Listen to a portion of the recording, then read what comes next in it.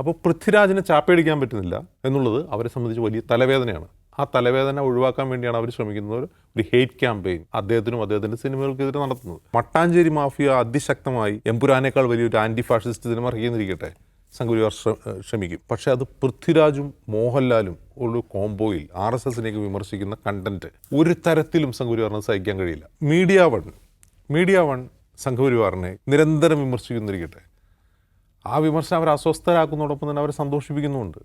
കാരണം media one വിമർശിക്കുന്നു, അതുകൊണ്ട് നമ്മൾ നല്ലതാണ് എന്നൊരു നരേറ്റീവ് അവർ സൃഷ്ടിക്കും. മട്ടാഞ്ചേരി മാഫിയ കേന്ദ്ര സർക്കാരിനെ വിമർശിക്കുന്ന സിനിമകൾ ഇറക്കിയെന്നിരിക്കട്ടെ, മോദിജിയെ വിമർശിക്കുന്ന കേന്ദ്ര സർക്കാരിനെ BJP RSSനെ വിമർശിക്കുന്ന സിനിമ ഇറക്കിയത് അവന്മാരാണ്. ആഷിഖ് കബു ആണ് സിനിമ എടുത്തത്, ജോസഫ് വിജയ് ആണ് എന്ന് പറഞ്ഞുകൊണ്ട് അങ്ങനെ ഒരു നറേറ്റീവ് ഉണ്ടാക്കുകയും അതിന് സ്വീകാര്യത ലഭിക്കുകയും ചെയ്യും. അവരുടെ പ്രചാരണത്തിൽ അതിന് സ്വീകാര്യത ലഭിക്കും.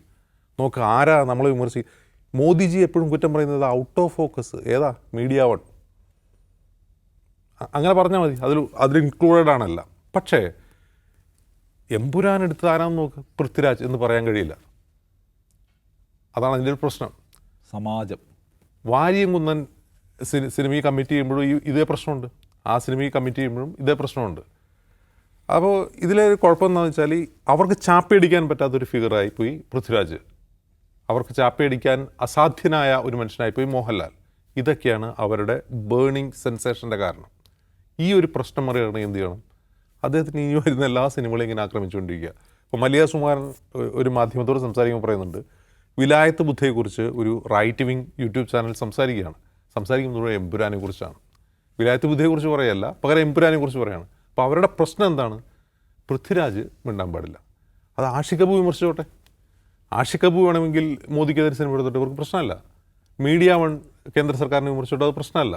കാരണം എന്താണ്? അത് ചാപ്പയടിക്കപ്പെട്ട വ്യക്തികളോ ചാനലൊക്കെയാണ്, അവർ ചാപ്പയടിക്കപ്പെട്ടതാണ്. അപ്പോൾ ചാപ്പയടിക്കുന്നവരെന്തും പറഞ്ഞോട്ടെ, അപ്പോൾ അവർ പറഞ്ഞു കഴിഞ്ഞാൽ എന്താണ്? അത് ഞങ്ങൾക്ക് കൂടുതൽ ഊർജ്ജമാണ്. ഇതേ നറേഷൻ മീഡിയ വണ്ണിനെതിരെ മറ്റു ചിലർ ഉന്നയിക്കുന്നുണ്ട്. മീഡിയ വൺ ഔട്ട് ഓഫ് ഫോക്കസിൽ നിന്ന് സംസാരിക്കുന്നത് മുഴുവൻ, അതായത് നമ്മൾ സംഘപരിവാറിനെതിരെ സംസാരിക്കുന്നത് പോലും എന്താണ്? അവരെ വളർത്താനാണ് എന്ന് ആക്ഷേപിക്കുന്ന വേറൊരു വിഭാഗം കേരളത്തിലുണ്ട്.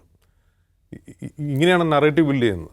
അപ്പോൾ പൃഥ്വിരാജിനെ ചാപ്പയടിക്കാൻ പറ്റുന്നില്ല, അവർക്കൊരു കള്ളിയിലൊതുക്കാൻ പറ്റുന്നില്ല. കള്ളിയിലൊതുക്കാത്ത ഒരു പൃഥ്വിരാജ് സുകുമാരൻ എന്നുള്ളത് അവരെ സംബന്ധിച്ച് വലിയ തലവേദനയാണ്. ആ തലവേദന ഒഴിവാക്കാൻ വേണ്ടിയാണ് അവർ ശ്രമിക്കുന്നത് ഒരു ഹെയ്റ്റ് ക്യാമ്പയിൻ, ഒരു പ്രൊപ്പഗൻഡ അദ്ദേഹത്തിനും അദ്ദേഹത്തിൻ്റെ സിനിമകൾക്കെതിരെ നടത്തുന്നത്.